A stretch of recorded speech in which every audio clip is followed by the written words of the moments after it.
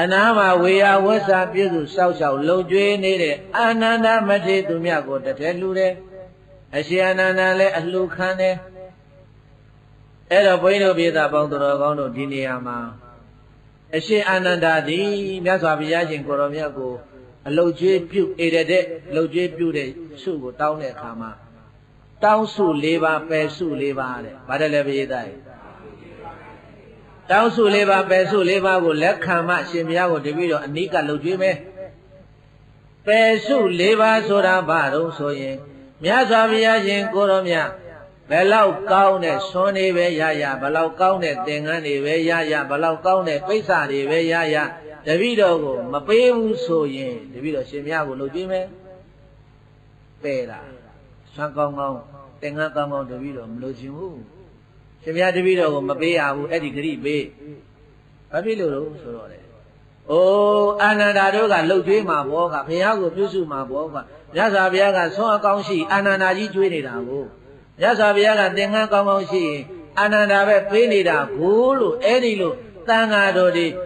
ကဲ့ရဲ့ကြလိုက်မယ်ဘုရားတဲ့ဒါကြောင့်မို့လို့ရှင်မြတ်တပည့်တော်ကိုသင်္ကန်းကောင်းကောင်းဆွမ်းကောင်းကောင်းဘယ်တော့မှမပေးဘူးဆိုရင်တပည့်တော်ရှင်မြတ်ကိုလှုပ်ကြွေးမယ်အဲ့ဒီပြုစုလှုပ်ကြွေးဖို့လို့ခွင့်တောင်းစဉ်ကာလတုန်းကအာနန္ဒာဒီတောင်းစု၄ပါးပယ်စု၄ပါးတဲ့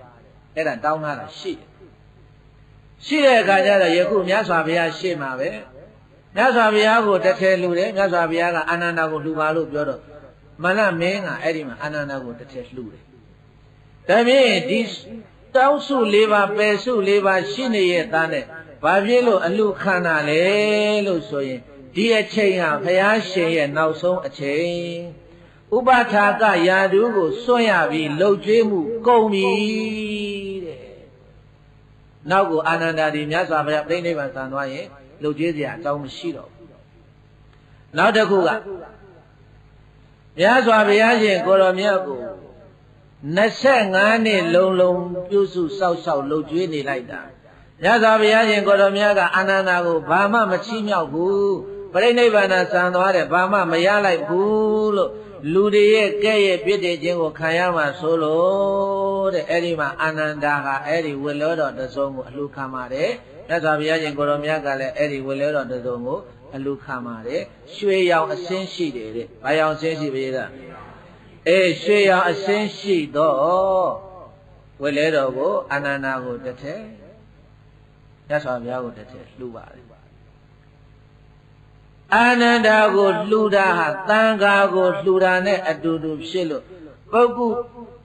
တမန္လမေကျေးဇူးများအောင်မြတ်စွာဘုရားရှင်ကိုရောမြတ်သည်ပုဂ္ဂုတမန္လမင်းကိုလှူထိုင်းတာဒါလည်းတစ်ချက်ပါပါတယ်တဲ့အဲ့တော့တို့ပြောဆိုပြည့်တဲ့ပုဂ္ဂုတမန္လမင်းပြန်သွားတဲ့အခါကျတော့အာနန္ဒာကသူရတဲ့ပွဲတိုင်မင်္ဂလာဝတ်ဆောင်တစ်ချက်ကိုမြတ်စွာဘုရားရှင်ကိုတော်ကိုလွှမ်းခြုံပေးပြီးတော့အဲ့ဒီမှာဘုရားကိုသူကပြန်ပူဇော်တာရွှေရောင်တောင်းနေတဲ့ဝတ်ဆောင်ဟာချက်ချင်းအယောင်မိန်သွားတာကိုတွေ့ရတယ်သူရတဲ့ဝတ်ဆောင်ကိုမင်္ဂလာပွဲနေပွဲတိုင်းရွှေရောင်တောင်းနေတဲ့ဝတ်ဆောင်ကြီးကိုလျှောက်ဆက်တော်မူနေတဲ့မြတ်စွာဘုရားရှင်ကိုတော်မြတ်ကိုလွှမ်းခြုံပြီးတော့နောက်ဆုံးအနေနဲ့ပူဇော်လိုက်တာဘေးသားရဲ့အဲ့ဒီရွှေရောင်တောင်းနေတဲ့ဝတ်ဆောင်ကြီးဟာအယောင်မိန်သွားတယ်တဲ့အယောင်မိန်သွားတာကိုတွေ့တဲ့အခါကျတော့မှအံ့ဩလွန်းလို့ဘုရားရှင်ကိုရောမြတ်ကိုလျှောက်ပါတယ်ရှင်ဘုရားတဲ့ရှင်ဘုရားရဲ့ခန္ဓာကိုယ်ပေါ်ကိုမန္လမင်းလှူလိုက်တဲ့မန္လမင်းလှူခဲ့တဲ့ဟောဒီမင်္ဂလာပွဲနေပွဲတိုင်းရွှေရောင်ဝတ်စုံကြီးကိုတပည့်တော်တင်လို့ပူဇော်လိုက်တဲ့အခါမှာဒီရွှေရောင်ဝတ်စုံကြီးကအယောင်မိန်သွားတာကိုတွေ့ရပါတယ်မြတ်စွာဘုရားအဲ့ဒါဘယ်လိုအကြောင်းကြောင့်ပါလဲလို့ဘုရားရှင်ကိုရောမြတ်ကိုလျှောက်တော့မှဘုရားရှင်ကိုရောမြတ်ကခြေသားအာနန္ဒာအခါနှစ်ပါးမှာဘုရားရှင်ရဲ့ကိုရောဟာအလွန်ကိုစင်ကြယ်ပြီးတော့အစင်းတော်ဟာလည်းပဲပြို့ပြက်တောက်ပါပြီးတော့နေတယ်ဘယ်အခါမျိုးတွေတုန်းဆိုရင်သမ္မာသမ္ဗောဓိဉာဏ်ကိုရတဲ့ဘုရားဖြစ်တော်မူစအချိန်အခါနဲ့အနုပတိသေတနိဗ္ဗာန်ဓာတ်နဲ့ပြိနိဗ္ဗာန်ဝန်ဆံတော်မူမဲ့အချိန်လေးပဲတဲ့ဘုရားရဲ့ရုပ်ယူပကာယအတရေတော်ဟာဘုန်းကြီးတို့ပြေးသားရဲ့အခါနှစ်ပါးအချိန်နှစ်ပါးမှာအချောင်တောက်တယ် ဘယ်လိုချိန်နေမျိုးတုံးဆိုရင်သမ္မာသမ္ဗောဓိဉာဏ်ကိုသိတော်မူတဲ့အချိန်တို့ပြောဘုရားဖြစ်ခါစဘယ်ခါလဲပိဿဘုရားဖြစ်ခါသာအချိန်မှာအယောင်တော့ဘယ်လိုမှနိုင်လို့မရဘူးတဲ့ပြို့ပြို့ပြက်ပြက်နဲ့တခါလဲရွှေရောင်အဝတ်တွေအုပ်ထားတာတောင်မှရွှေရောင်အဝတ်တွေကမှိန်သွားတယ်တဲ့နောက်တခါပြိဋိဘံသံဃာနိပြိဋိဘံဝန်ဆံတော်မူမဲ့အချိန်အဲ့ဒီနှစ်ချိန်ဟာဘယ်ရောက်နေမှလာရှင်လို့မရတယ်ဘုရားရှင်ကိုရောမြတ်ရဲ့ခန္ဓာကိုယ်ဟာဝင်ထိန်ပြီးတော့နေတယ်တဲ့အဲ့ဒီလိုဘုရားရှင်ကိုရောမြတ်ကဒီရွှေဝိစုံကြီးမိန်သွားရရဲ့အကြောင်းကိုမိန်တော်မူပြီးတော့မှဒီနေ့ညတန်ကောင်းရန်ကြောလို့ပြည့်စုံမရန်ကိုရောက်ရင်ကုတ်သိနာယုံမျိုးရဲ့အနိလမ်းွယ်ကမန္လာမင်းတို့ရဲ့အင်းကြီးမင်းအစုံကြမှာငါဘုရားရှင်ကိုရောမြတ်ပြိဋိဘံပြုတော်မူလိမ့်မယ်จิตသားအာနန္ဒာလို့အဲ့ဒီမှာဘုရားရှင်ကိုရောမြတ်ဒီပြိဋိဘံပြုမဲ့နေရာကိုအတိအကျညွန်ကြားပြသဟောပြတော်မူသွားတယ်အဲ့ဒီကနေပြီးတော့ညီတော်နောင်တော်နှစ်ပါးသံဃာတော်တွေဝိုင်းရံပြီးတော့တွဲခီးပြီးတော့ဘုရားရှင်ကိုရောမြတ်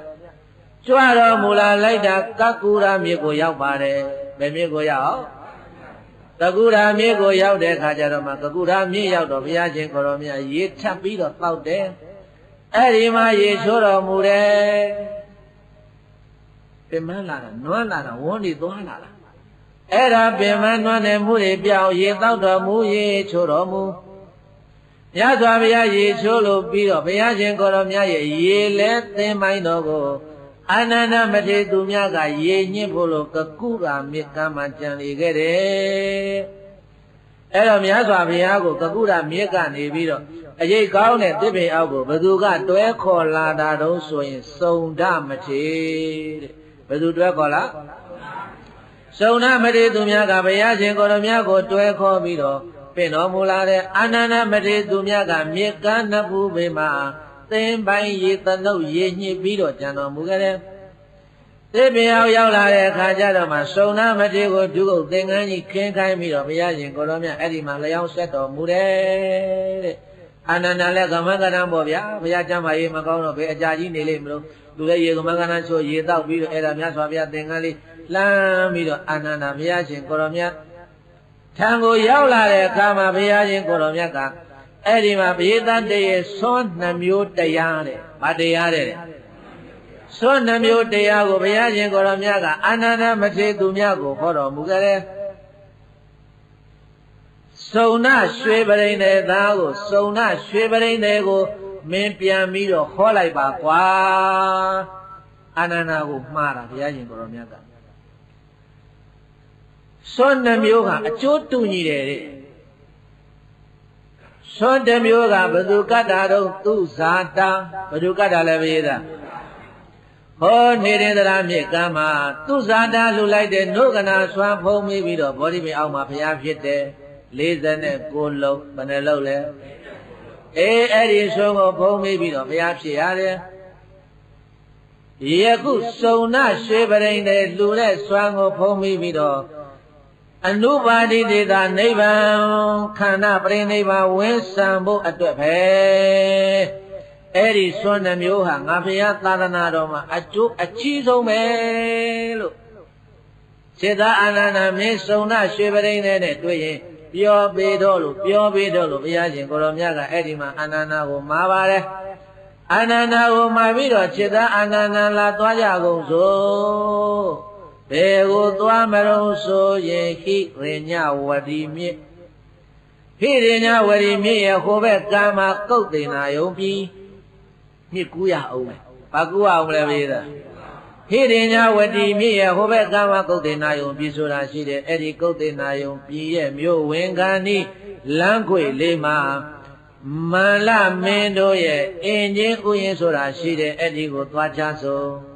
အင်းကြီးဥယျာဉ်ကိုရောက်ပြီကဲဘိဓိပိသကြီးမြတ်စွာဘုရားရှင်ကိုရောမြတ်ခွာတော်မူတုံးကလည်းပဲလုံပြီးနေသာမောဘာတော်တယ်တော့အင်းကြီးတော်ဘာတော်လဲပိသကြီးအင်းကြီးတော်မှာပဲဘုရားရှင်ကိုရောမြတ်ဟာခွာတော်မူတယ်ယခုပြိဋိနိဗ္ဗာန်စံတော့လည်းပဲဘယ်တော်မှာပဲလေအင်းကြီးတော်မှာပဲ မန္လာမင်းတို့ရဲ့အင်းကြီးဥယျာဉ်ဆိုတာရှိတယ်အဲ့ဒီကိုသွားကြကုန်စို့အာနန္ဒမထေရသူများကိုခေါ်တော့မှအရှင်အာနန္ဒနဲ့ရှင်စုံနာတို့ကမြတ်စွာဘုရားကိုတွဲခေါ်လို့မန္လာမင်းတို့ရဲ့အင်းကြီးဥယျာဉ်ကိုရောက်ပြီးရောက်တဲ့အခါမှာဘုရားရှင်ကိုရောမြတ်ကအာနန္ဒာကိုနေရာခင်းခိုင်းတယ်အာနန္ဒာကိုဘာလို့ခိုင်းအာနန္ဒာကိုနေရာခင်းခိုင်းတယ်တဲ့จิตအာနန္ဒာအင်ချင်းပင်ပြုတ်အစုံတို့ရဲ့အကြာမြောက်အရာကိုဥကောင်းပြုပြီးတော့မန္လာမင်းတို့ခိတ္တခဏနာကိုအိတ်ဆက်တဲ့တလွန်ညောင်ဆောင်တစ်ခုကိုသွားယူပြီးတော့ထားပါကွယ်တလွန်နဲ့ညောင်ဆောင်နဲ့ဒီကနေ့ခေတ်စကားနဲ့ပြောရင်တော့ဘုန်းကြီးတို့ပြည်သားကြီးကရင်သေးသေးတစ်ခုပေါ့ကိုယ့်ပြည့်သေးသေးတစ်ခုပေါ့ဘယ်နန်းတော်ကြီးမှမဟုတ်ဘဲနဲ့ခန်းခဏနာပဲရှိမလဲမန္တမင်းတွေလာတဲ့အခါမှာအဲ့ဒီမှာခိတ္တခဏနားတာထိုင်ကုန်လေးပါပဲအဲ့ဒီခုံတရားရှည်လေးတစ်ခုကိုသွားပြီးတော့ယူခိုင်းတော့ဘုရားရှင်ကိုရောမြတ်အမိန့်တော်နဲ့ဧဝံပန်းနေကောင်းပါပြီမြတ်စွာဘုရားသွားယူလာတဲ့ဘေးသတ္တိအဲ့ဒါအင်းချင်းပင်ပြိုအစုံတို့ရဲ့ကြားမှာအဲ့ဒီတလွန်ညောင်သောကိုချပေးပြီးတော့ဘုရားရှင်ကိုရောမြတ်ကငါဘုရားပင်မတဲ့ကွယ်လျောင်းဆက်တော်မယ်လို့မိန့်တော်မူတယ်မိန့်တော်မူပြီးတော့လက်ရနန်တော်ဖြင့်လက်ရခြေပေါ်မှာလက်ဝဲခြေကိုတင်နာပြီးတော့လျောင်းဆက်တော်မူပါတယ်ဘုရားရှင်ကိုရောမြတ်ရဲ့ပဂတိအာရောဟရိုးရိုးစင်ကြီးတွေဂတိတစ်ထောင်အားရှိတယ်ဘုရားရဲ့အားဟာကျမ်းမာရေးကောင်းစဉ်ကာလကဒီဝိဘက်တော်မဆိုင်ခင်မလိုက်ခင်ကာလကဘုရားရှင်ကိုရောမြတ်ရဲ့အားတော်ဒီပဂတိစင်ဘုန်းကြီးတို့တွေ့နေရတဲ့စင်ကြီးတွေရဲ့ဂတိတစ်ထောင်နဲ့စင်ပေါင်းဂတိတစ်ထောင်အားရှိတယ်သက်စွာဘုရားရဲ့အားတော်ဒီလောက်ကြီးမားတဲ့အားတွေဟာစုံနာဆွမ်းကိုဖုံးပြီးသွေးဝမ်းသွားတဲ့ချိန်ကစပြီးတော့ကုန်ခန်းသွားတဲ့သမားဖြစ်စင်းတော့ကဝမ်းသွားစေတိုက်ခဲ့တာဟာဝမ်းသွားရင်အားမကုန်ဘူးလားဘေးသားအေးလူဟာနှုံးပြီးတော့ခြေလက်မသေးခြင်းအောင်ဖြစ်တယ်ယခုလည်းပဲဘုရားရှင်ကိုရောမြတ်နှုံးပြီးတော့နေတာဘာဖြစ်လို့လဲဆိုတော့အတိတ်ကဝိဘက်ဒါနဲ့အာနန္ဒာဘုရားရှင်ကိုရောမြတ်လျောင်းဆက်မယ်လို့ဆိုပြီးတော့အဲ့ဒီမှာဘုရားရှင်ကိုရောမြတ်သည်ခြေတွေလက်တွေမသေးခြင်းအောင်ဖြစ်ပြီးတော့လျောင်းဆက်နေတာအဲ့တော့ဘုန်းကြီးတို့ဒီမြတ်စွာဘုရားရဲ့ပြိဋိဘံသံဃာကြီးကိုပြန်ကြည့်တဲ့အခါမှာမြတ်စွာဘုရားသည်ပါဝါမျိုးကနေပြီးတော့ကုတ်တေနာယုံကိုလာတဲ့လမ်းခရီးမှာဘုရားရှင်ကိုရောမြတ်ကဘယ်နှကြိမ်နာပြီးလာရတော့ဆိုရင်25ချိန်နဲ့ဘယ်နှကြိမ်နဲ့25ခါတိတိနာပြီးတော့မှလာရတာတောက်လျှောက်မလာနိုင်ဘူးနားတဲ့အချိန်ပေါင်း25ချိန်တိတိကြာသွားတဲ့ဒါမြင့်အဲ့ဒီပါဝါနဲ့ကုတ်တေနာယုံဘလောက်ဝေးတော့ဆိုလို့ရှိရင်ဘုန်းကြီးတို့ပြည်သားရဲ့3ကာဝုတ်ပဲဝေးတယ်ဒါပေမဲ့လို့ဘာဖြစ်လို့ဘုရားရှင်ကိုရောမြတ်3ကာဝုတ်သာသာလေး3ကာဝုတ်ပဲဝေးတဲ့ခရီးကို25ချိန်တိတိနာပြီးတော့လာရတာလေလို့ဆိုရင်အာတော်ကုံသွားလို့ဘာဖြစ်လို့လဲအာတော်ကုံသွားလို့တဲ့ဒါကြောင့်စရံဆယ်စီအာကြီးလေးမြန်ဝမ်းတော်လွန်သွားရွှေအာမတန်ခွေရိုင်နွမ်းလို့မြန်တဲ့နိဗ္ဗာန်ရောင်းစေကြောင်းကံဟောင်းဘယ်သို့ဖန်စတဲ့ဆင်ကြီးတွေရဲ့အားဆယ်ကြီးလောက်ရှိတာဒီဝမ်းသွားလိုက်တာနဲ့ဒီအားတွေဟာအကုန်လုံးရော့ပြီးတော့25ချိန်တိတိ25နေရာတိတိထိုင်နိုင်ပြီးတော့တုံလုံးလဲပြီးတော့နားလာတာဘာကံတော့ဆိုရင်အတိတ်ကလုပ်ခဲ့တဲ့ကံတဲ့ပရိနိဗ္ဗာန်စံမို့လို့ကိုအဝေးကြီးပင်မကြီးသွားဖြင့်ဘာဖြစ်လို့ဘုရားရှင်ကိုရောမြတ်ကုတ်တေနာယုံကိုကြွလာတာလဲနီးတဲ့မြို့မှာပြိဋိဘံစမ်းလို့မရဘူးလားလို့ဘုန်းကြီးတို့ပြည်သားပေါင်းတော်ကောင်းတို့ဒီနေရာမှာမေးစရာမေးခွန်းမထွက်လာဘူးလားဒီလောက်တောင်ပြန်မနေပြီပဲ25ချိန်တောင်နားနေရပြီပဲနီးတဲ့မြို့မှာပြိဋိဘံစမ်းလိုက်ပါလားဘာဖြစ်လို့ကိုယ့်ကိုယ်ပြန်မခံပြီးတော့ကြွနေတာတော့ဆိုရင်ဘုန်းကြီးတို့ပြည်သားရဲ့ကြွတော်မူလာရခြင်းကအကြောင်း3ချက်ရှိတယ်အကြောင်းဘယ်နှချက်နံပါတ်1အချက်ကတော့မဟာသုဒ္ဓသနသုတ်တန်ကြီးကိုခေါ်တော်မူမလို့ နာမနဲ့အချက်ကတော့သူပတ္တပရပိုက်တိဗုဒ္ဓဝိနည်းဖြစ်လို့တရားဟောခဲ့ခြင်းလို့နာမ3ကြီးပဲချက်ကတော့ဘုရားရှင်ကိုရောမြတ်ပြိဋိဘံစံတော်မူသွားပြီးရင်ဓာတ်တော်တွေထားခဲ့မှာဘာတွေထားခဲ့မှာအဲ့ဒီဓာတ်တော်တွေကိုသူယူမယ်ငါယူမယ်ဆိုပြီးတော့လာပြီးတော့ဓာတ်တော်တွေလူတဲ့ပွဲမှာအဲ့ဒီဓာတ်တော်တွေကိုဝေပေးမဲ့သူဖြံပြေးပေးမဲ့သူမရှိရင်သွေးချောင်စီးလိမ့်မယ်တဲ့ဓာတ်တော်မရလို့လူသားပွဲဖြစ်လိမ့်မယ်အဲ့ဒီတော့ဓာတ်တော်လူပွဲကြီးမှာအမျိုးမျိုးအတိုင်းတိုင်းပြည်ပြည်ကဘယင်တွေကိုယ်တိုင်လာပြီးတော့ဓာတ်တော်လာယူမှာမရတတ်မှာပဲစစ်တပ်နဲ့လာတာလူမှာပဲအတင်းအဲ့ဒါဒီပွဲဘယ်သူကဖြည့်ရှင်းပေးနိုင်တော့လို့ဘုရားရှင်ကိုရောမြတ်ကြည့်လိုက်တဲ့အခါကျတော့ပြေးတိုက်မင်းပေါင်းမြောက်များစွာတို့ကိုပညာသင်ပေးခဲ့တဲ့ဆရာကြီးဒေါနတဲ့ဒေါနပုံနာဘာပုံနာလဲ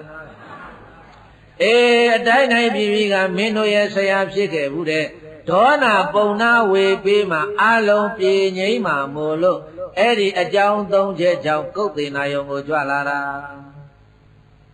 ဒေါနပုံနာကသူတို့မင်းတွေရဲ့ဆရာဆိုတော့ဟာဒီရှင်မင်းကဒါပဲယူကွာဆိုတော့ဆရာဆိုတော့လေးသားတယ်အဲ့တော့ဓာတ်တော်ကိုမလူဘူးသွေးချောက်မစီးဘူးအေးစစ်စစ်နဲ့ပြန်ကြလိမ့်မယ်ဒါကိုမြတ်စွာဘုရားကြွတင်မြင်တဲ့အတွက်ကြောင့်မို့လို့ဒီကုတ်တင်နေအောင်ကိုလာပြီးတော့ပြိဋိဘံစံနာပါ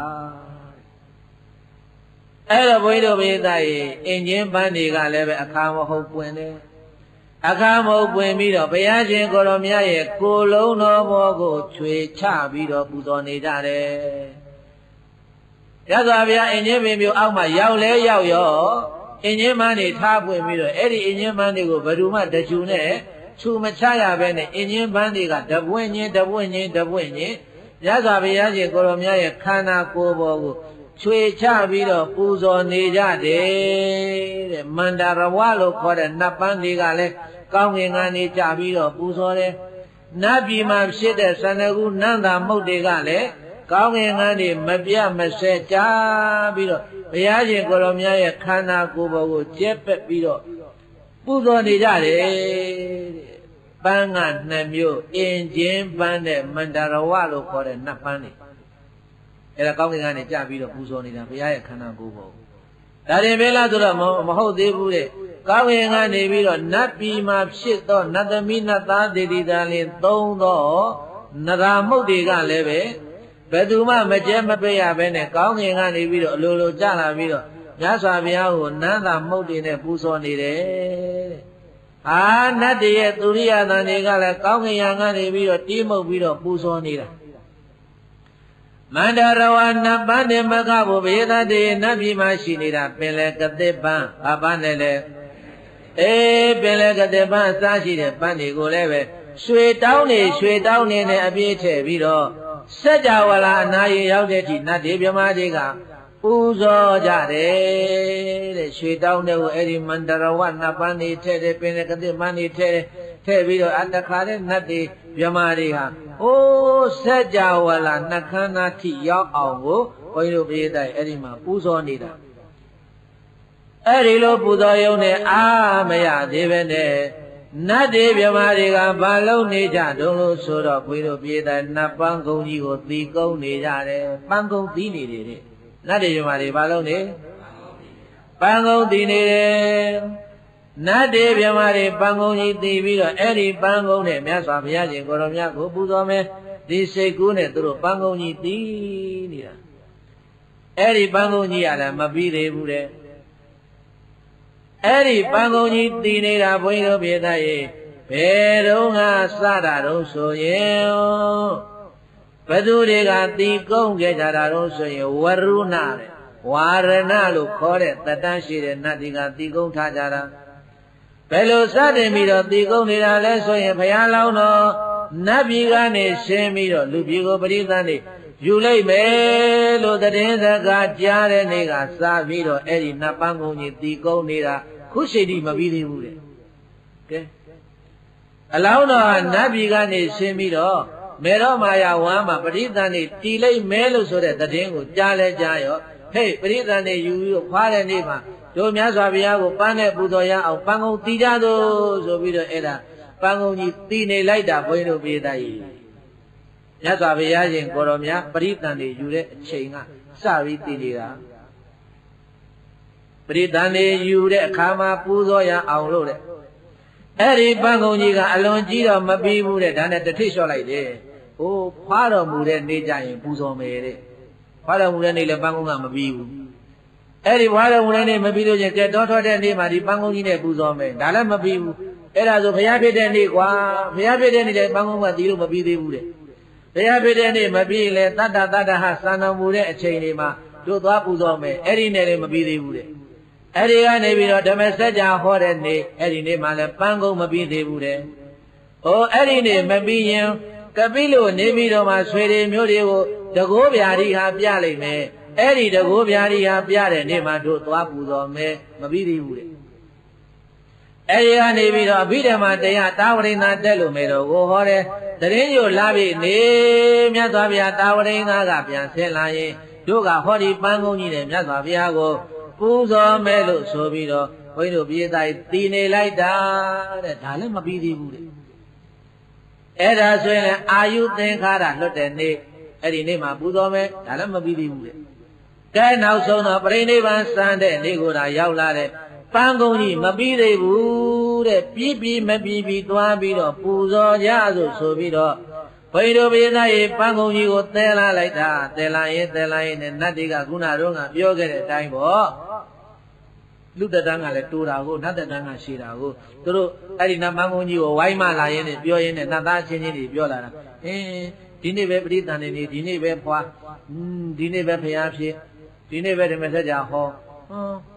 ဒီနေ့ပဲအာယုသင်္ခါရလှုပ်ဒီနေ့ပဲပြိဋိဘံစံမြန်လိုက်တာ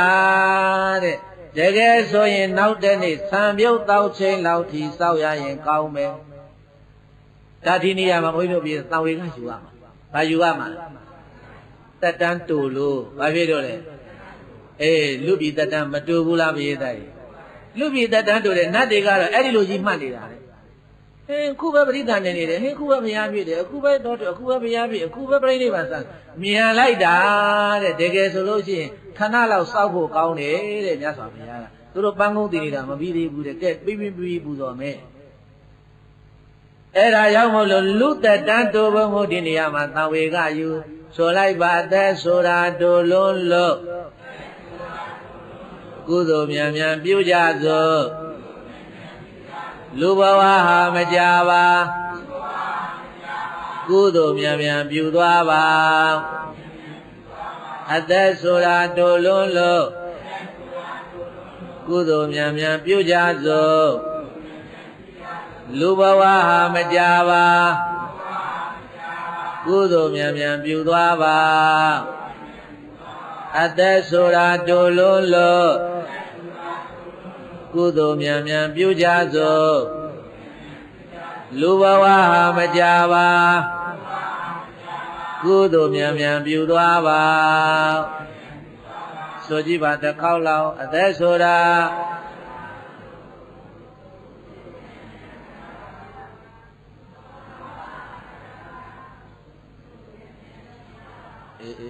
နောက်ဆုံးဥပုပ်မှာအိုးနေခွနေနေဖြစ်ကုန်တယ်ဟုတ်လားတဝါတွင်လုံးဟောတာအပေါက်လမ်းကိုတဲလို့နောက်ဆုံးဥပုပ်တို့နောက်လာမမလာတော့ဘဲနဲ့ကိုနောက်ဝါဆိုမှလာတော့မယ်ဆိုတော့ကိုင်ဖြစ်ချင်တာဖြစ်တို့လဲဆိုချင်တာဆိုဒီလိုလားဆိုလိုက်အသက်ဆိုတာတူလုံးလို့ကုသိုလ်မြန်မြန်ပြုကြစို့လူဘဝဟာမကြပါကုသိုလ်မြန်မြန်ပြုသွားပါဆိုပါ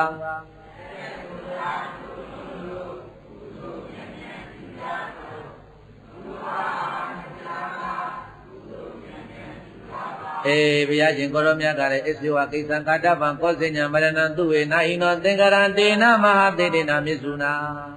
စေတာတို့နော်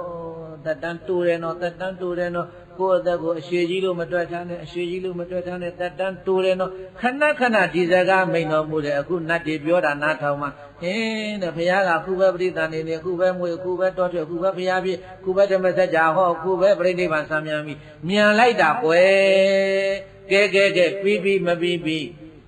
တို့ဒီပန်းကုံကြီးနဲ့မြတ်စွာဘုရားကိုပူဇော်ကြစို့လို့ဆိုပြီးတော့ပရိသတ်တွေအဲ့ဒီပန်းကုံကြီးကိုထမ်းပြီးတော့သယ်လာပါတယ် ဘုရားရှင်ကိုရောမြတ်ကိုများပြားလာစွာသောပဏ္ဏတာဒုရိယာတွေနဲ့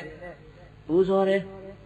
အဲ့ဒီလိုများပြားလာစွာသောပဏ္ဏိနသားတွေဒုရိယာနေတဲ့ဘလောက်ပင်ပူဇော်နေတော့လည်းပဲမြတ်သောပူဇော်ခြင်းမခေါ်သေးဘူးတဲ့တကယ်ဘုရားရှင်ကိုရောမြတ်ကိုပူဇော်ခြင်းရင်မြတ်သောလောကုတ္တရာတရား9ပါးအားလျော်သောကျင့်ဝတ်ပရိပတ်နေတာနဲ့ပူဇော်ကြပေတော့လို့ဘုရားရှင်ကိုရောမြတ်ကအဲ့ဒီမှာနတ်တွေပူဇော်တာကိုကြည့်ပြီးတော့ပူဇော်ပုံပူဇော်နည်းတွေအဲ့ဒီမှာမိန့်တော်မူသွားတာပဲသားတရားနဲ့ပူဇော်ရတယ်။ဘာနဲ့ပူဇော်ရလဲ။လောကုတ္တရာတရား9ပါးလျော်သောကျင့်ဝတ်ပရိပတ်ဖြင့်သာလေပူဇော်ကြအာနန္ဒာလို့အဲ့ဒီမှာဘုရားရှင်ကိုရောမြတ်အာနန္ဒာကိုမိန့်တော်မူတယ်။ယဟန်ဆိုရင်လည်းပဲယဟန်တို့ရဲ့သီလနဲ့ပြည့်စုံအောင်နေထိုင်ခြင်းလူဆိုရင်လည်းပဲလူတို့ရဲ့5ပါးသီလနဲ့ပြည့်စုံအောင်နေထိုင်ခြင်းအဲ့ဒီလိုနေထိုင်ရင်ဘုန်းကြီးတို့ပိဋကရေမြတ်စွာဘုရားကိုပူဇော်ရာရောက်တယ်မြတ်စွာဘုရားကိုဘာလို့ရာရောက်တယ်ကောင်းပြီဒါမေးလို့ရှိရင်ဒီနေ့မနေ့တည်းက10ပါးသီလဥပုသ်သီလခံယူဆောက်တည်ပြီးတော့နေလိုက်တာအိမ်မပြန်မချင်းအခုတနေ့လုံးသီလနဲ့ဘုန်းကြီးတို့ပိဋကပေါင်းသူတော်ကောင်းတို့ဘုရားကိုပူဇော်နေတာဘာလို့နေတာလဲဘုရားကိုပူဇော်နေတာတရားရှုမှတ်မှုလို့ခေါ်တယ်ဝိပဿနာလုပ်ငန်းအကျင့်တို့ဖြင့်မြတ်စွာဘုရားကိုပူဇော်တာဒါကြောင့်မို့လို့ဘုရားရှင်ကိုရောမြတ်ကအကျင့်နဲ့ပူဇော်ခြင်းဒီသားလေအမြတ်ဆုံးပဲလို့အဲ့ဒီမှာအာနန္ဒာကိုမိန့်တော်မူနေတယ်အဲ့တော့ဘုန်းကြီးတို့ပိဋကရေမြတ်စွာဘုရားရှင်ကိုရောမြတ်လျောင်းဆဲနေတဲ့အချိန်မှာရာသီဥတုကလည်းကဆုံလာကြီးဆိုတော့ပူတာပေါ့ပူတော့အဲ့ဒါမြတ်စွာဘုရားကိုရက်လေခတ်ပေးနေတဲ့မထေရကြီးတစ်ပါးရှိတယ်ဥပဝနတဲ့ဘယ်သူတဲ့လဲပိဋကဥပဝနမထေရသူများကမြတ်စွာဘုရားရှေ့တဲတဲ့ကနေပြီးတော့မြတ်စွာဘုရားကိုရောကိုရက်လေခတ်ပေးနေတာကိုဘုရားရှင်ကိုရောမြတ်ကအဲ့ဒီမှာနှင်းတာခြေသားဥပဝနသွားတော့ငါရှိမှရမနေနဲ့လို့မိန့်တော်မူတယ်အဲ့ဒါကိုအာနန္ဒာကကြားသွားရောကြားတော့အာနန္ဒာကစိတ်မကောင်းဖြစ်တယ်ဟာဥပဝနမထေရကြီးဘုရားအေးပါစေတော့လို့ဆိုပြီးတော့ရက်တောင်နဲ့ရေခတ်လေခတ်ပေးတော်မူနေတာကိုမြတ်စွာဘုရားရှင်ကိုရောမြတ်ဒီဘာဖြစ်လို့ဥပဝနမထေရသူမြတ်ကြီးကိုနှင်ထုတ်လိုက်ရတာလေလို့အာနန္ဒစိတ်မကောင်းဖြစ်ပြီးတော့မြတ်စွာဘုရားကိုလျှောက်တယ်ဘုန်းတော်ကြီးတော်မူသောမြတ်စွာဘုရားအရှင်ဘုရားအေးအောင်လို့ရက်လေခတ်ပေးနေတဲ့ဥပဝနမထေရသူမြတ်ကြီးကိုဘာဖြစ်လို့ရှင်ဘုရားမောင်းထုတ်လိုက်တာလဲဘုရားဆိုတော့ရှစ်သားအာနန္ဒာတဲ့ငါဘုရားရှင်ကိုရောမြတ်ရဲ့မျက်နှာတော်ကိုနတ်တွေမပူးရမမြင်ရလို့ကဲ့ရဲ့ကြလို့စိတ်မကောင်းဖြစ်မှဆိုလို့ဒါကြောင့်မို့လို့ငါဘုရားရှင်ကိုရောမြတ်ဥပဝနမထေရသူမြတ်ကိုနှင်ထုတ်လိုက်တာဥပဝနမထေရသူမြတ်ကြီးကလည်းဘုန်းကြီးတို့ပြခန္ဓာကိုယ်ကြီးကဝါဝါကြီးတယ်သူထိုင်နေလိုက်တာအဲ့ဒါမြတ်စွာဘုရားကိုဘုရားနတ်တွေကမပူးတွေ့ရဘူးတဲ့ဒီတော့ဒီနေရာမှာသောတကတက်เสียတခုရှိတယ်ဒိဗ္ဗစက္ခုနတ်မျက်စိရှိသားပဲဥပဝနမထေရသူမြတ်ကြီးရဲ့ခန္ဓာကိုယ်ကိုနတ်တကိုးနဲ့ဖောက်ပြီးတော့ဘုရားကိုပူးပါလားမေးရရှိတယ်နတ်တကိုးရှိတာမှန်တယ်ဒိဗ္ဗစက္ခုနတ်မျက်စိရှိတာမှန်တယ်ဒါပေမဲ့လို့ဘေသတ္တေပုထုဇဉ်ယဟန်ရဲ့ခန္ဓာကိုယ်ကဖောက်ထွင်းပြီးတော့မြင်နိုင်တယ်ယဟန္တာတို့ရဲ့ခန္ဓာကိုယ်ကိုဖောက်ထွင်းပြီးတော့မမြင်နိုင်ဘူးတဲ့ဒါကြောင့်မို့လို့မြတ်စွာဘုရားကစေတဥပဝနာငါရှိမှမနေနဲ့နတ်တွေကဲ့ရဲ့လိမ့်မယ်ဟိုမှာနတ်တွေတီတိုပြောနေကြတယ်မင်းငါရှိကဖယ်လိုက်ဆိုတော့မှဥပဝနာမထေရသူများကိုငါဖယ်ခိုင်းရတာပါစေတအာနန္ဒာမြတ်စွာဘုရားရှင်ကိုရောမြတ်ကအဲ့ဒီမှာပြောတော့နတ်တွေဘာပြောတော့ဆိုတော့ပိသတ္တေမြတ်စွာဘုရားရှင်ကိုရောမြတ်ပရိနိဗ္ဗာန်သနာစောလိုက်တာလောကမျက်လုံးကွယ်သွားပြီပိသရေမှတ်ထားပါစကားနှစ်ခေါ်စကားဘာနှစ်ခေါ်ပရိနိဗ္ဗာန်သနာစောတယ်လောကမျက်လုံးကွယ်ပြီအဲ့ဒီလိုပြောဆိုပြီးတော့သပင်တွေကိုဖြတ်ငိုကြွေးလက်တွေမြောက်လူးလိမ့်ပြီးတော့နတ်တွေငိုကြတယ်တဲ့နတ်တွေငိုတဲ့အခါမှာဘုရားရှင်ကိုရောမြတ်ကတံဝေကရာစေမိတံဝေကနိယလေဌာနကိုခေါ်တော်မူတယ်ငါဘုရားမရှိတော့တဲ့နောက်ပိုင်းမှာဒီနေရာဒီဌာနတွေကိုသွားရင်အဲ့ဒါမင်းတို့တံဝေကကြီးဖြစ်ကြလိမ့်မယ်တံဝေကဉာဏ်နေရအောင်ယူကြလို့ဆိုပြီးတော့တ တံဝေဇနိယလေးဌာနတဲ့တံဝေဇနိယဘယ်နှဌာနလုံမဏိတာမောအင်းချင်းတော်ရဲ့မဟာဗောဓိပင်ရဲ့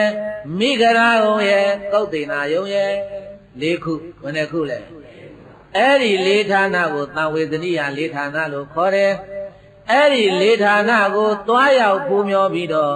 ကြည်ညိုတဲ့စိတ်ကိုနေတိုင်းဖြစ်ပွားစေပြီးသေသွားရင်တဲ့ကောင်းတဲ့နတ်ရွာသူဂတိကိုရောက်လိမ့်မယ်လို့ဘုရားရှင်ကိုရောမြတ်ကအဲ့ဒီမှာဟောတော်မူတယ်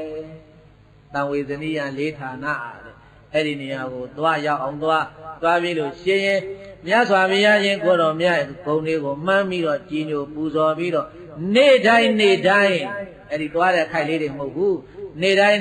အိမ်ပြန်ရောက်လာရင်လည်းပဲအဲ့ဒီလေးဌာနကိုအာယုံရအောင်ယူပြီးတော့အိမ်မှာပြန်ပြီးတော့အဲ့ဒီစိတ်နဲ့နေမယ်ဆိုရင်နတ်ရွာသူဂတိကိုရောက်လိမ့်မယ်လို့အဲ့ဒီမှာဘုရားရှင်ကိုရောမြတ်ကြီးမိန့်တော်မူတယ်မြတ်စွာဘုရားရှင်ကိုရောမြတ်ကအဲ့ဒီတံဝေဇနိယလေးဌာနဟောလို့ပြီးတဲ့အခါကျတော့အာနန္ဒာကဘုန်းကြီးတို့ပြေးသားရေအဲ့ဒီမှာမြတ်စွာဘုရားကိုမေးခွန်းနေမေးတယ်ထားပြီးတော့မြတ်စွာဘုရားရှင်ကိုရောမြတ်ပြိဋိဘံမဆံမီလေးမှာအရှင်အနန္ဒမထေရသူမြတ်ကမြတ်စွာဘုရားကိုမေးခွန်းမေးပါတယ်ဘုန်းတော်ကြည်တော်မူသောမြတ်စွာဘုရားတဲ့တပည့်တော်ရှင်ဘုရားကိုရှောက်မယ်နဲ့မရှောက်ဖြစ်ဘူးမေးမယ်နဲ့မမေးဖြစ်ဘူးဒါကြောင့်မို့လို့ရှင်ဘုရားကိုတပည့်တော်ပြိဋိဘံမဆံခင်မှာမေးစရာရှိတာလေးမေးခွင့်ပြုပါဘုရားဟာရှိသာအနန္ဒဗာမေးမလဲမေးအမျိုးသမီးများနဲ့ပတ်သက်ပြီးတော့တပည့်တော်တို့တန်ဃာတော်များဘယ်လိုများလိုက်နာကျင့်သုံးရပါမလဲမြတ်စွာဘုရားအဲ့ဒါရှင်ဘုရားမဟောခဲ့သေးဘူးရှင်ဘုရားအမိန့်မထုတ်ခဲ့သေးဘူးတပည့်တော်တို့အဲ့ဒါလေးမိတ်ခဲ့ပါဦးဘုရားအာနန္ဒာကဒီတော့မှဘုရားရှင်ကိုရောမြတ်ကနံပါတ်1ပရမဥဒုပြညတ်လိုက်တာတော်တော်ကျမ်းတယ်ပရိသတ်အမျိုးသမီးတွေနဲ့စကားမပြောဘဲနေရမယ်အမျိုးသမီးတွေနဲ့ပါလေအမျိုးသမီးဆိုအကုန်ပါတယ်မျိုးသမီးဆိုအမျိုးသမီးတွေနဲ့စကားမပြောဘဲနဲ့နေအနန္ဒာကမေးပြီအမျိုးသမီးတွေနဲ့တပည့်တို့တန်ဃာတော်တွေနဲ့ဘယ်လိုဆက်ဆံရေးကဘယ်လိုဆက်ဆံရမလဲဆက်ဆံရေးလေးပြောခဲ့ပါမိတ်ငယ်ပါဆိုတော့စကားပြောပဲနေတယ်ဒါမှတစ်ဆင့်ထပ်လျှော့လာတယ်စကားပြောပဲနေလို့မရဘူးဘုရားတောင်းမှလာလှူတယ်သင်္ကန်းတွေပါလာလှူတာမျိုးတို့စာရည်ဒီအားဖြင့်ဒီလိုလာရင်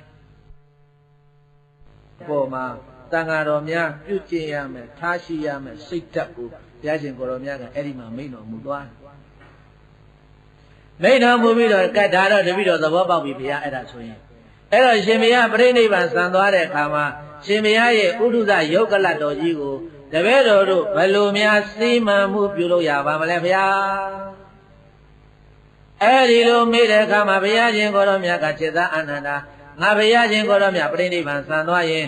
ငါဘုရားရှင်ကိုတော်မြတ်ရဲ့ယုတ်ကလတော်ကိုစัจ जा မင်းရဲ့ဥဒုဇယုတ်ကလလို့ဆောင်ရွက်ကြစัจ जा မင်းရဲ့ဥဒုဇယုတ်ကလဆိုတာဘယ်လိုဆောင်ရွက်ပါတယ်လဲမြတ်စွာဘုရားအာနန္ဒာကျေးဇူးတင်ဖို့ကောင်းတယ်မဟုတ်ရင်ဘယ်သူမှသိမှာမဟုတ်ဘူးဘုရားအလောင်းကြီးဒီတိုင်းထားဘာလို့လုံးဝမသိဘူးဖြစ်မယ်အာနန္ဒာကပြိဋိဘံသံဃာနီးမှာကပ်မေးနေတာမြတ်စွာဘုရားကိုတပည့်တော်တို့ဘယ်လိုဆောင်ရွက်ရမလဲစัจ जा မင်းရဲ့ယုတ်ကလကိုဆောင်ရွက်တဲ့အတိုင်းဆောင်ရွက်ပါစัจ जा မင်းရဲ့ယုတ်ကလတော်ကိုဘယ်လိုဆောင်ရွက်ပါသလဲမြတ်စွာဘုရားจิตအာနန္ဒာတဲ့နံပါတ်1မင်းတို့မှတ်လိုက်ကြတော့တဲ့ကာတိတိုင်းဖြစ်အဝိပ္ပဆိုအသစ်တို့နဲ့ရစ်ပတ်ပါနံပါတ်1အလောင်းတော်ကိုကာတိတိုင်းကဖြစ်တဲ့အဝိပ္ပဆိုတို့ဆိုတာအမတန်နုညံ့တယ်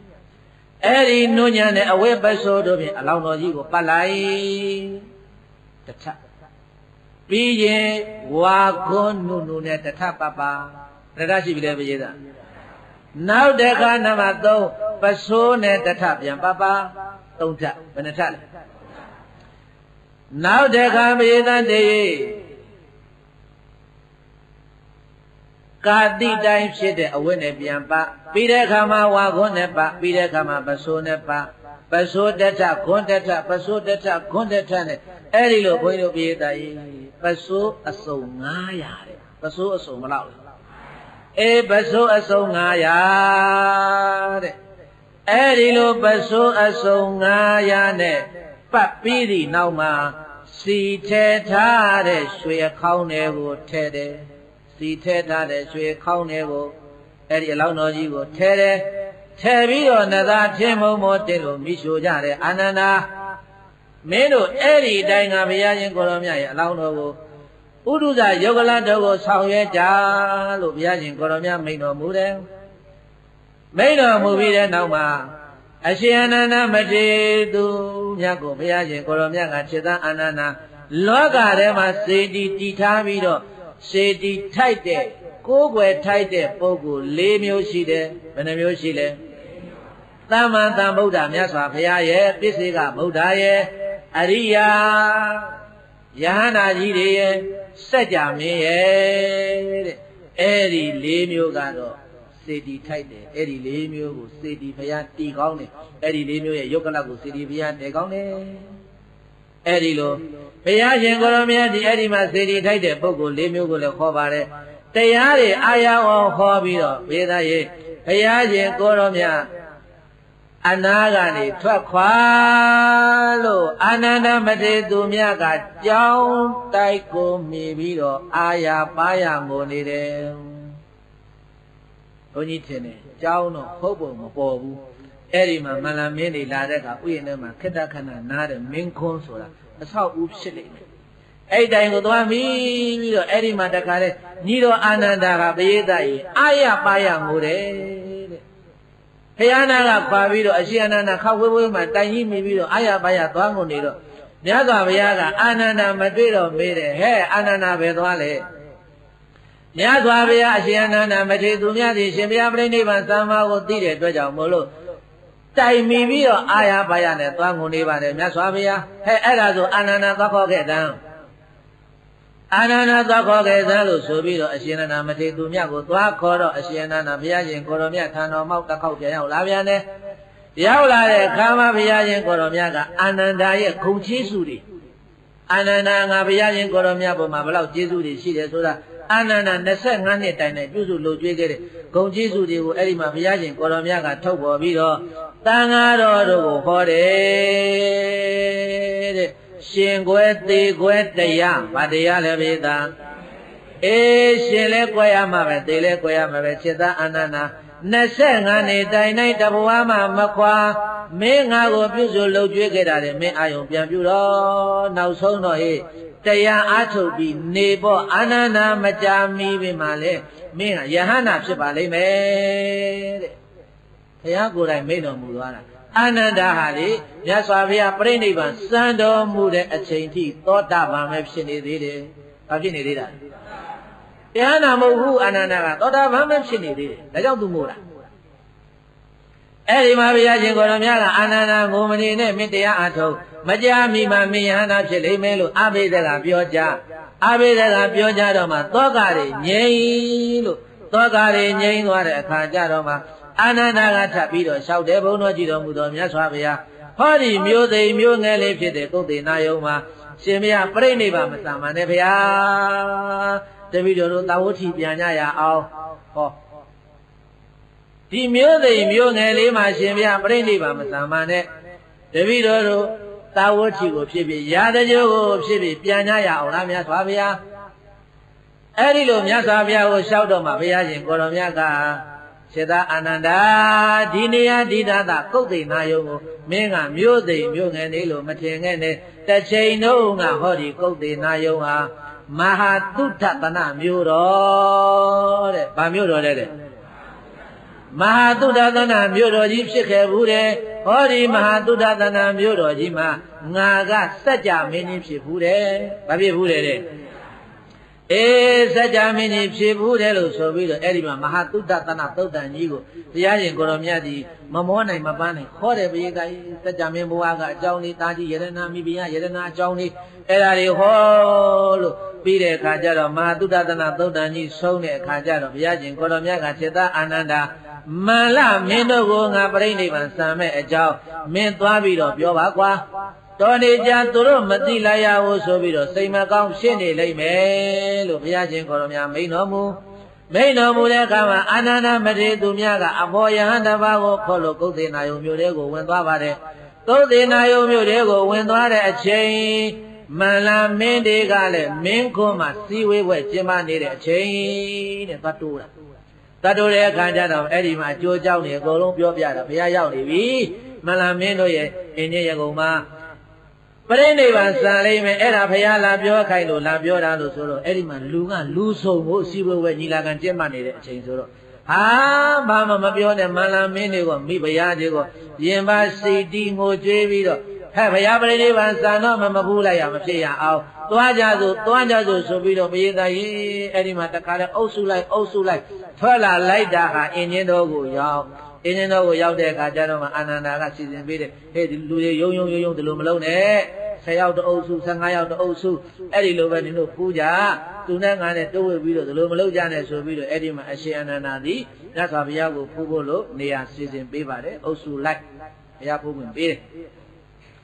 အဲ့ဒီလိုဘုရားဖူးခွင့်အုပ်စုလိုက်ပေးနေတဲ့အချိန်မှာဘုန်းကြီးတို့ဘုရားသားရောက်လာပြန်တော့သူပတ္တပရပိုက်တဲ့ဘယ်သူရောက်လာလဲသူပတ္တပရပိုက်ကလည်းဘုရားဖူးခွင့်တောင်းတယ်တပည့်တော်လည်းဘုရားဖူးပေးရသေးဘုရားဖူးပေးရသေးစီစဉ်ပေးနေတာကအာနန္ဒာစီစဉ်ပေးတယ်ကအာနန္ဒာဆိုတဲ့အခါကျတော့အဲ့ဒီမှာအရှင်အာနန္ဒာကဖူးခွင့်မပေးဘူးဒီပရပိုက်တွေဟာဘုရားသာသနာတော်ထမ်းမဟုတ်ဘူးတခြားဘာသာတခြားအယူဒီလောက်ပြိဋိဘံသံဃာကြီးမှာဟိုမေးခွန်းမေးဒီမေးခွန်းမေးနဲ့မြတ်စွာဘုရားပင်မမယ်နောင်တော်ကြီးဘုရားပင်မမယ်ဘုရားအပင်မမခံနိုင်တော့ဘူးသွားမဝင်နဲ့မင်းဖုတ်ဝင်မပေးဘူးဆိုပြီးတော့အာနန္ဒာကအဲ့ဒီသုဘတ္တပရပိုက်ကိုမောင်းထုတ်တာပရိသတ်ဤမောင်းထုတ်တဲ့အခါကျတော့မြတ်စွာဘုရားကကြားတဲ့စေတအာနန္ဒာတဲ့ဝင်ခွင့်ပေးလိုက်ပါဝင်ခွင့်ပေးလိုက်ပါဝင်ခွင့်ပေးလိုက်ပါဆိုတော့မှအဲ့ဒီမှာဘုန်းကြီးတို့ပြည်သားသုဘတ္တပရပိုက်ကြီးဘုရားထံရောက်လာတယ်အဲ့ဒါဗုဒ္ဓရဲ့ဝိနည်းနောက်ဆုံးတာဝန်ကသူတို့ကညီကိုနှမရှိတယ်ဟိုတော့ကဘာကုသိုလ်ကောင်းမှုလုပ်လို့အကိုကြီးကဥဖြားဖြားလှူတယ်ညီကတော့နောက်မှနဲ့လှူတော့လှူတယ်နောက်မှလှူတယ်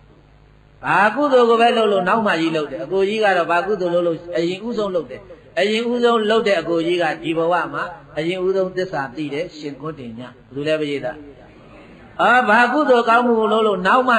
ဆိုပြီးတော့နောက်မှကုသိုလ်လုပ်တဲ့ညီငယ်ကယခုနောက်ဆုံးမှပဲယဟန္တာဖြစ်ရမယ်ပရပိုက်ဘဝနဲ့ရောက်နေတာအဲ့ဒါမြတ်စွာဘုရားပြိဋိဘံစံမယ်ကြတော့သူသိခြင်းနဲ့မေခွန်းတွေကိုအဲ့ဒီမှာမြတ်စွာဘုရားကိုလာပြီးတော့မေးတာပရိသတ်ရေမြတ်စွာဘုရားကလည်းအဲ့ဒီမှာဖြေတာတို့ပြောဆိုအဲ့ဒီမှာမြတ်စွာဘုရားရှင်ကိုရောမြတ်ကအဲ့ဒီသုဘတ္တပရပိုက်ကြီးမေးတာတွေအကုန်လုံးဖြေတော့မှသူ့အမားတွေအကုန်လုံးသိပြီးတော့ဘုရားကြည်ညိုပြီးတော့အဲ့ဒီမှာဘုန်းကြီးတို့ပရိသတ်ကိုရင်ဝတ်ခွင့်တောင်းတယ်ဘာဝတ်ခွင့်တောင်းလဲကိုရင်ဝတ်ခွင့်တောင်းတဲ့အခါကျတော့မြတ်စွာဘုရားကဟဲ့စေတအာနန္ဒာမင်းအဲ့ဒီသုဘတ္တပရပိုက်ကိုကိုရင်ဝတ်ပေးလိုက်အဲ့ဒါမြတ်စွာဘုရားရဲ့နောက်ဆုံးကိုရင်ဝတ်တဲ့ပွဲပဲဘုရားဌာနမောက်မှာနောက်ဆုံးကိုရင်ဝတ်သွားတာသုဘတ္တပရပိုက်ကို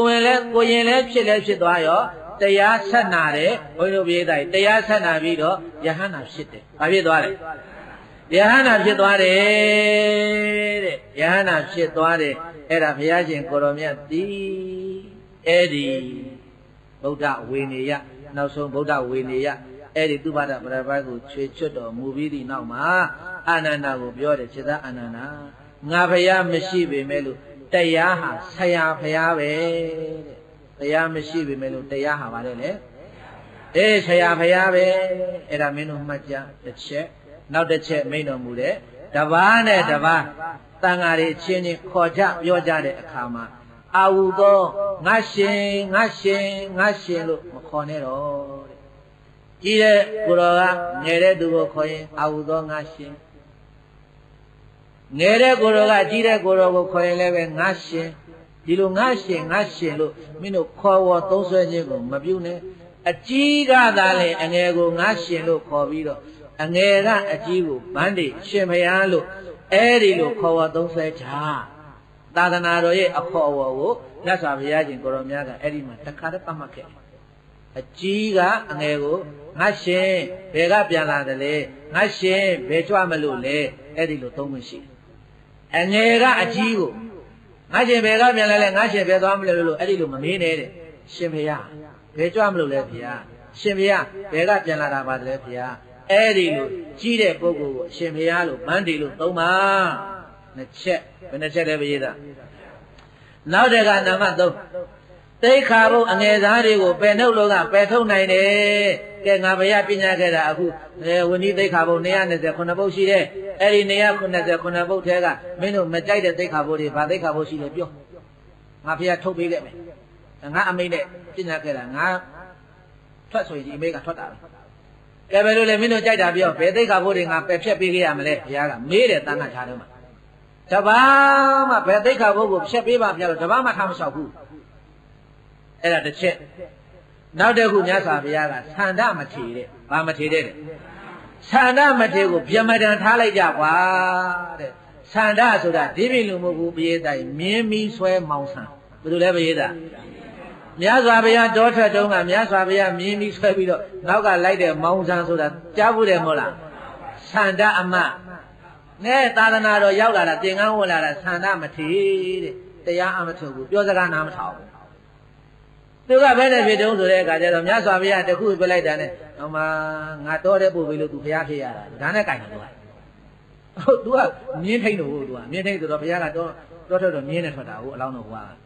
အဲ့ဒါပဲသူကအဲ့ဒါနဲ့ကြိုက်တော့တာဘာဖြစ်ဖြစ်မင်းတို့ကတော့ငါလာပြောမင်းနဲ့မလေးမင်းတို့ကြည်ညိုတဲ့ဘုရားမင်းတို့ဆရာဘုရားကငါလိုက်ဖို့လို့တော်တဲ့ရောက်လို့ဘုရားဖြစ်ရတာဆိုဒါနဲ့ကြီးကြိုင်ပြီးပြောတာဘာလို့မှဆုံးမလို့မရဘူးဘုရားဆုံးမလည်းမရဘူး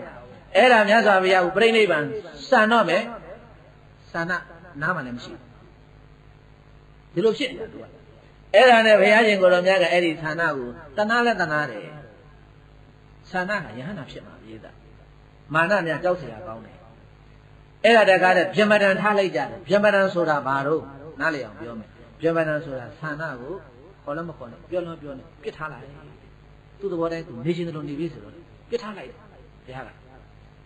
အဲ့လိုဘုရားမှာခဲ့တာအဲ့ဒီဇကဘုရားပြိဋိဘံစံပြီးတော့ဆန္ဒကြားတော့ဟာဘုရားတော်ငါပြစ်ထားပြီအဲ့တော့မှမှန်ကြဘုရားပြိဋိဘံစံသွားပြီဘုရားငါပြစ်ထားခဲ့ပြီဆိုအဲ့တော့မှမှန်ကြတော့မှတရားအထုတ်တော့မှပြေးတိုင်းသန္ဓမထေသည်ယဟန္တာဖြစ်တယ်တဲ့ယဟန္တာဖြစ်ဖို့အရေးကိုမျှော်တွေးပြီးတော့မြတ်စွာဘုရားသည်သူ့ရဲ့ပါရမီဖြည့်ပဲဟေးခေမာတောင်ကန်းကိုအနော်မာတောင်ကန်းကိုလိုက်ပို့ပေးခဲ့တဲ့သန္ဓမထေကိုငါဘုရားရှင်ကိုရောမြတ်သည်ဗျမဒံထားခဲ့တယ်လို့မင်းပြောခဲ့ပြီးတော့အာနန္ဒာရေဘလောက်အကွက်စီတယ်ဘုရားလဲဆိုတာဒီတယောက်မှချမ်းမထားခဲ့ဘူးပါရမီရှိတဲ့ပုဂ္ဂိုလ်ဆိုအကုန်တစ်ခါတည်းနိဗ္ဗာန်ပို့ခဲ့တာအဲ့ဒီလိုနဲ့ဘုန်းကြီးတို့ပြေးသားရေဗျမဒံထားဖို့ရေပြောပြီးတဲ့အခါမှာတန်ဃာတော်များထံကိုလှည့်ပြီးတော့မေးတယ်ဖရာတရားတန်ဃာမဲညာဖိုညာမှာမင်းတို့ယုံမတန်တရားဘာရှိတယ်လဲပြောငါပြိဋိဘံမဆံခင်လေးမှာမင်းတို့မေးချင်တာတွေမေးကြတော့ငါဖရာဖြေသွားမယ်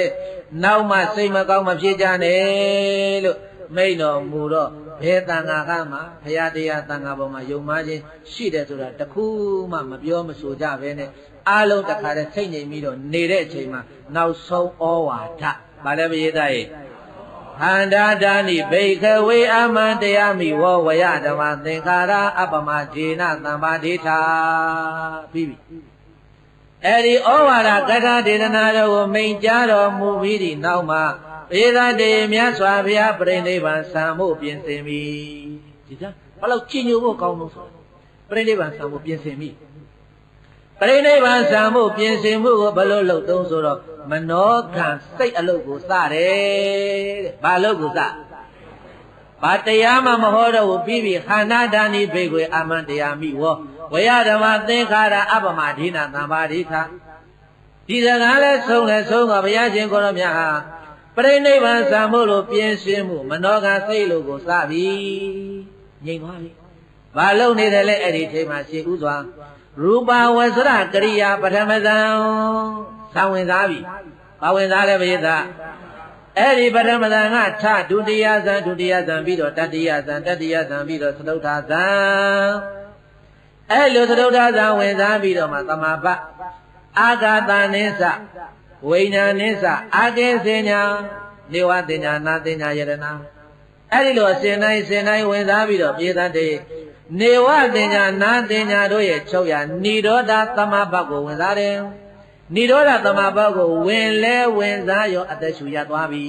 ဘာရသွားပြီလဲဘုရားအသက်မရှူတော့အာနန္ဒာကဘုရားစိုက်ကြည့်နေတာပထမဇန်နေဝင်စားနေတော့ကတော့အသက်ရှူနေသေးတယ်အဲ့ဒါဏိရောဓသမဘတ်ကိုဝင်လဲဝင်စားလိုက်ရောဘုရားအသက်မရှူတော့ဝင်သက်ထွက်သက်ချုပ်နေတယ်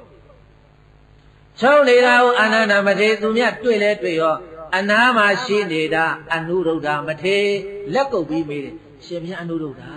မြတ်စွာဘုရားပြိဋိဘံစံပြီလားတိုးနဲ့ကပ်မေးတာတိုးနဲ့ကပ်မေးနေတယ်အဲ့ဒီတော့မှအနုရုဒ္ဓမထေရသူမြတ်ကမေးတယ်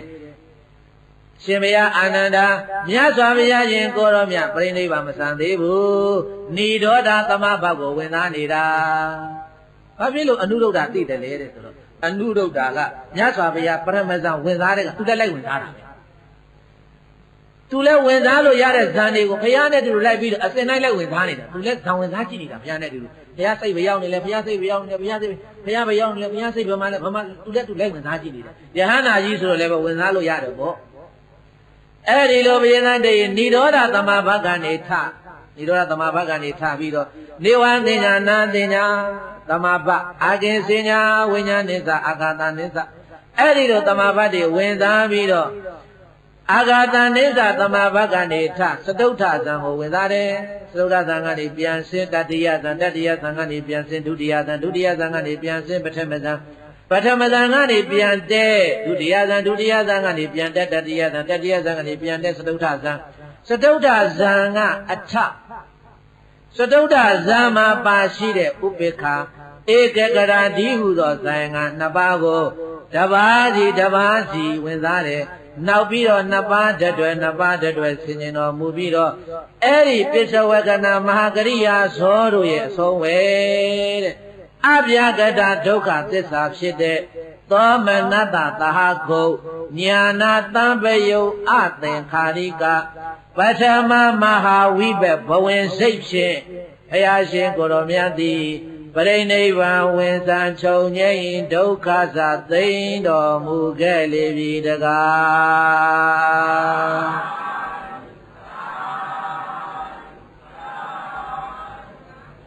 သွားပြီဘုရားသားတွေအာရပါရနဲ့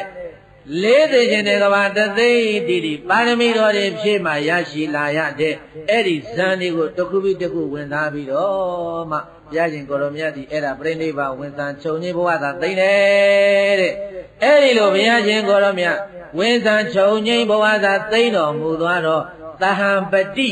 မြမမင်းကြီးဘာပြမလဲသဟံပတိနာမကိနာမဟာဗျမေနယာစီတောဟုတ်ဓမ္မစကြာထဲမှာမကြားဘူးလားအဲ့ဒီသဟံပတိမြမမင်းကြီးကသဗ္ဗေဝနိက္ခိပိတံတိဘူတာလောကေသမုဒ္ဒယံယထာဧဒံတိတောတထာလောကေအပတိပုဂ္ဂလောတထာဂတောဗလပတောသံဗုဒ္ဓောပရိနိဗ္ဗုတောယထာလောကေဖြစ်လျင်ပြည့်ရအကျဉ်လောကကြီးတဲ့၌သံဗုဒ္ဓသစ္စာညေယဓမ္မခေပင်လင်းလင်းထင်ထင်ကိုယ်တော်တိုင်သိမြင်တော်မူသောဗလပတောကာယညာနာဗလစွမ်းဟုံအားဆယ်ဆုံးနှင့်ကုံလုံးပြေဝတော်မူပါပေထသော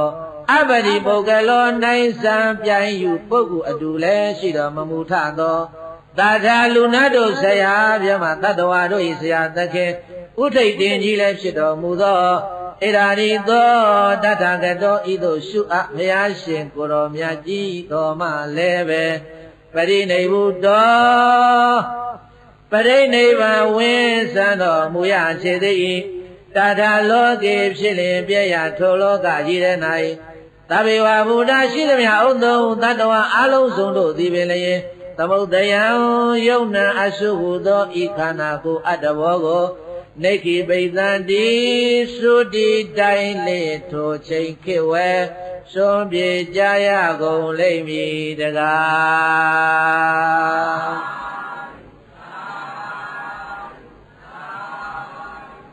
သဟံပတိမြမမင်းကြီးကမြတ်စွာဘုရားပြိဋိဘံစံလဲစံမောဥဒန်းထပြီးတော့ကျူးတယ်တရားမင်းကြီးကလည်းပဲနေသဝတ္တသင်္ခါရဥပ္ပါဒဝယဓမ္မိနောဥပ္ပိစိတ်တောနိရောဇန္တိတေသံဝုပသမောသူခောသင်္ခါရတေဘုမကသင်္ခါရတို့သည်ဝတ္တဧကံဒေနစင်စစ်ဧကံအာမအားဖြင့်အနေစာအမြဲမရှိကြလေကုန်ဥပ္ပန္နဝရဓမ္မိနောဖြစ်ခြင်းပြည့်ခြင်းသဘောရှိကြကုန်၏တေသံထိုတေဘုမကသင်္ခါရတို့၏ဝုပသမောချုပ်ငြိမ်းရာမှာအသင်္ကတ္တနိဗ္ဗာန်ပရမတ္တိဒုက္ခချမ်းသာဧကံစေစေမှန်လာပါပြီတကား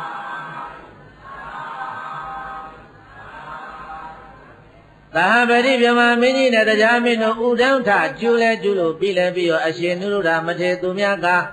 နာဟုအတ္တတာပါတာသောထိတာစိတ်တတဒါရိနော အနေသောတန်တိမာရံဘာယံကာလမကရိမုနီအာဟုသောငါရှင်ဖရာယဟံများတို့အနေသောဘဝတဏဧဇာခသိမ့်ငြိမ့်တော်မူပြီးသောယံယောမုနီအကျင့်ဗုဒ္ဓမုနီတတိဘဝဆရာတို့မြတ်စွာသည်တန်တိအနုပါတိတေသနိဗ္ဗာန်ဓာတ်ကိုအာရဘောင်ငါသွားတော်မူရွယ်တော်မူ၍ငါသွားတော်မူရွယ်တော်မူ၍ကာလအကရိပရိနိဗ္ဗာန်ဝင်းစံတော်မူလေပြီစိတ္တစိတ်တာလောကရန်တလေမုံနိုင်ဝေလေမရွေမယိုင်ကြံ့ခိုင်သောစိတ်တော်ရှိတော်မူသောဒါရီနောတာရိဂုံနှင့်ပြည့်စုံတော်မူသောတတ္တမုနီနောထိုဗုဒ္ဓမုနီတုမဲ့ရှိသာတတိဘဝဆရာတို့မြတ်စွာဤအတ္တသပတ္တသောထွက်လေဝင်လေဤနှထွေသည်နာဟုတန်တိနိယောတန်တိနိယောကိစ္စံပေါ်၍ဩမဖြစ်မပေါ်ပဲရှိပါပေပြီတကား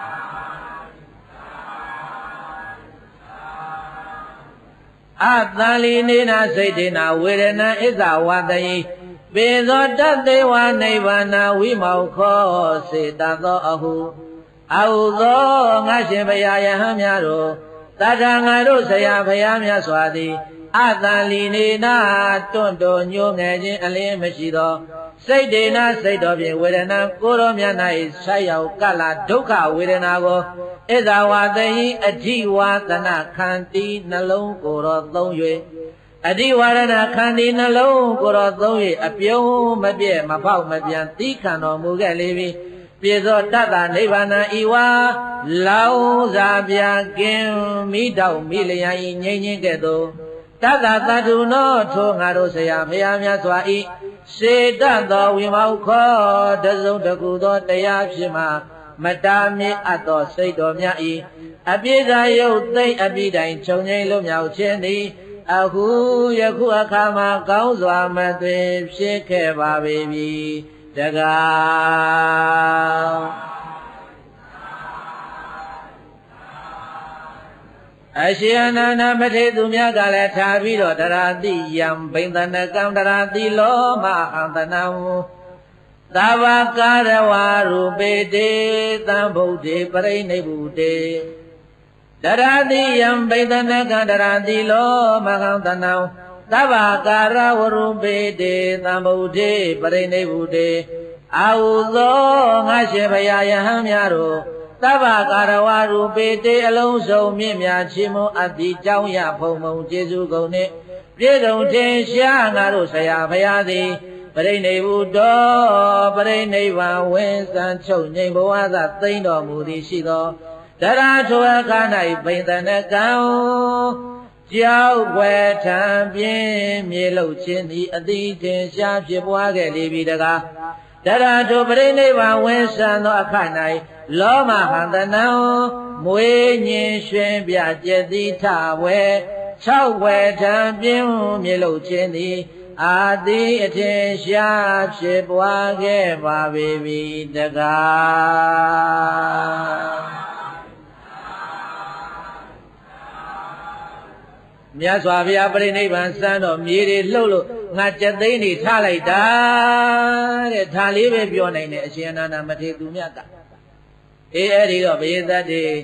သဟံပတိဗြဟ္မာမင်းကြီးရဲ့တရားမင်းကြီးရဲ့အရှင်နုဒ္ဒရာရဲ့အရှင်အနန္ဒရဲ့အဲ့ဒီလေးဥသားတို့အဲ့ဒီမှာမြတ်စွာဘုရားကိုဂါထာတော်တို့ဖြင့်ပူဇော်တဲ့နောက်တော့အဲ့ဒါမာလာမင်းတို့ရောက်လာပြီးတော့အဲ့ဒါမြတ်စွာဘုရားရှင်ကိုတော်မြတ်အလောင်းတော်အဲ့ဒါမီးရှို့ပြီးတော့နောက်ဆုံးဒေါနပုံနာဓာတ်တော်ဝေပါတယ်ဘိသတိဒေါနပုံနာပါလို့လေဓာတ်တော်ဝေပါတယ်လို့အဲ့တော့မြတ်စွာဘုရားရှင်ကိုတော်မြတ်ဒီပြိဋိဘံစံပြီးသည့်နောက်မှာအခုဘုန်းကြီးတို့သာသနာတော်ထားခဲ့တော့ဒီသာသနာတော်ကြီးခုဒကာတော်မကြီးလက်ထဲမှာရောက်နေကြတော့အဲ့ဒါကိုယ်လည်းခဲရောက်တဲ့သာသနာကိုသာသနာလို့မှတ်ပြီးတော့အဲ့ဒါဒီသာသနာတော်ကြီးကိုတို့မပြောင်းမပြည့်ရအောင်သာသနာအရှိကတည်တမ်းမို့လို့စောက်ချောက်ထိမ့်သိမ့်နေဆိုတာသံသင်္ကန်းကျောင်းစေး၄ပါးသောပစ္စည်းတွေလှူနေယုံနဲ့တော့မပြီးသေးဘူးပရိသတ်ရေတရားအလုံးနဲ့အထုတ်ပါဘာလို့ရမလဲ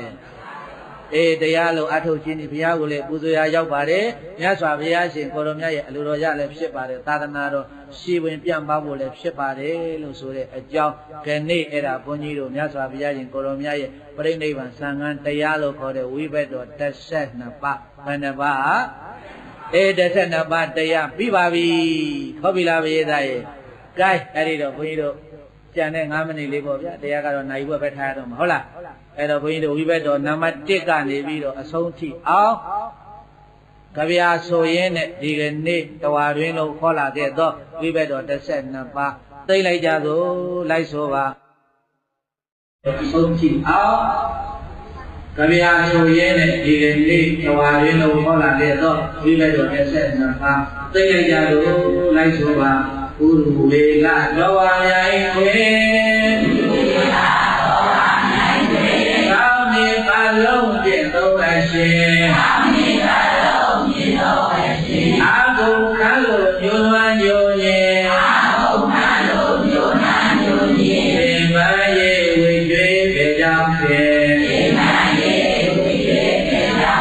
သတ္တဝါဘုရားတင်ရှားဝင်သော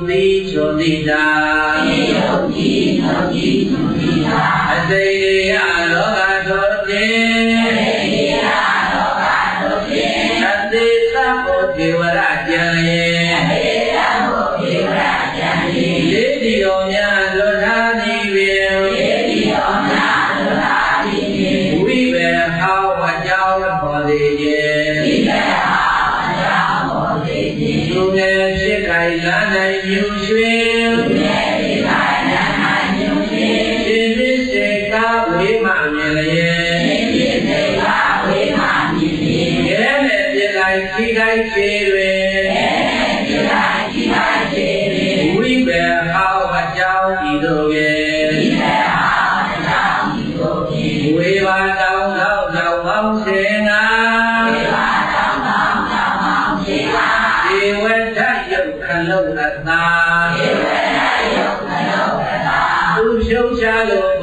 ခြေမှာရောက်လွာကြည်တန်ကြီးပဲဝပါသူကျွယ်မျိုးသာဖြစ်လာတော့ချေဒီကိုလေသာဟောသွားသလေရောက်တဲ့ပညာသုတ္တဒိဋ္ဌိရောက်ဝိပဲအဆက်ပါလေပဲရောက်လွာခတ်လို့တွေ့တာဆိုဘူးခြေမတော်ဥထုခုတဆုသွေးယုတ်တိန်လို့သေဝတော်မူဒီဝကခွဲရပဲဝုခုပရိသတိမိမိတင်ဝဲဘူးရင်တောက်စားအောင်ပြမပွဲလူရှိလတ်လာသောတာပြန်လေသာဝိပဲအဆက်သူကနွယ်သောနာကြွားမြတ်ထိပ်ပန်းမုံတွေမုံကြစင်ကြီးခရီးအလဲဒီဝရမိုင်လွလိုက်ပြန်လေရေဆိုင်တွေ့စင်ဝေးတယ်ဝနွယ်စေထိန်စင်ကြောင့်အလောင်းပြေတော့ရှင်သစ္စေကလမ်းဝအဆုံးဘောရထားလို့ပြင်မသုံးမုံစင်တဲ့တိုင်းဝိလိုက်စေဖို့ကြောသုံးလို့သူခုမြိုင်မှုရှောင်းလေယံကကောင်းတဲ့ကြိုက်ခဲရပြီဝေဒနာဝမလွတ်တော့ချေဝိပဲအဆက်ပါခဲ့ပြီရှိခါကဟောက်မကောင်းကံစွာတဏှာမျိုးသာရှိလာသနောငါတို့သောသူထောင်းမြင်တော်ဝါမြောင်ပြီးလိုက်ပြီးဝိဘတော်ဝေရာတိုက်သမိုင်းရဲ့ကျော်ဝါတော်ကတ်တော်မာနနိုးသောပူရောဆွမ်းမှုကြံ့ကြံ့တော်တော်ဘုံမေယရှိကဘေဝတ္တော်မတင်မရှမြို့သားဖြစ်တော်ယဟန်တော်များဆွမ်းသာကြိုက်ပြုံးဝမ်းကြံသာလို့ပြင်မဆိုကုန်ဝတိထွက်ဝိပဲတော်လို့ယောအထိုးဆုံးဟုသုံးလူထိပ်ပန်းအာရောတိုက်ခဲအသက်အနံဝေဒနာများခံစားရမှအဘေပြောင်းကဟောင်းပေါ်ထုတ်ရလက်ဝေသာကောက်အလောင်းပြေသောပြိုင်ဝဲဆိုင်ဝဲနိုင်ရဲ့အကျော်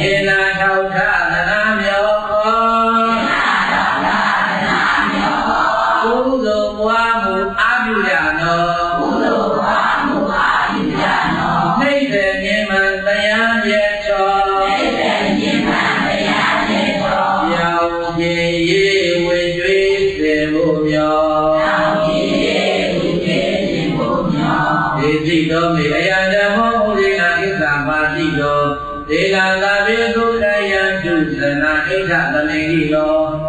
ဘုရေနာရတသုတယံဘုရားဤသူနိုင်မြေဘောရမဘုရားရှင်သည်အာယနာဝါတိလောသံဃာရိုင်းမယပြပြသာသာတိလာယုတို့ဟောကြားအပ်သောအယံတော်ပိလောကြီးကဘုရားဓမ္မပိလောကြီးကဘုရားအာဘာရဟုခေါ်ဆိုအပ်သောဝိဘတော်32ပါးလုံးအမည်ပေးထားတဲ့တရားဒေသနာတော်များကိုမြင်မြင်လာသည်တေတိတော်1369ခုဝါကုလာပြည်မှာစာရွက်တဲ့လူလာပြည်တို့တိုင်အောင်3လတိုင်တိုင်တို့ရတဲ့မရီတိတိမသိကျင့်ကြံနိုင်ကြပါစေဒီနေ့ချင်းကောင်းစွာမသွေဟောကြားတော်မူခဲ့ပါပြီဒေနာတို့ရှိမှုဓမ္မဒါနဓမ္မကဝနာဘာဝနာမယပုညကရိယာကုသိုလ်သူကြောင့်သာဝေကျွမ်းတော်တော်လုံးစုံကုန်သောဇဏတရားနာရောက်လာကောင်းများစွာတို့သည်အိယာသေနေတော်မိမိတို့အတိအကျအလိုရှိအပ်သောအကောအိယာမေလာပြည့်စုံကြရာတို့နှင့်ပြည့်စုံကြကုန်၏ဖြစ်၍ဒုက္ခယံသူယနေ့ကသနိဗ္ဗာန်ရောက်ကြသည့်ဘဝ၌အောင်စိတ်တွေလမ်း၍ဉာဏ်ဉာဏ်မှမှချမ်းသာသာသာရှိတော်မူနိုင်ကြပါစေကုန်သတည်း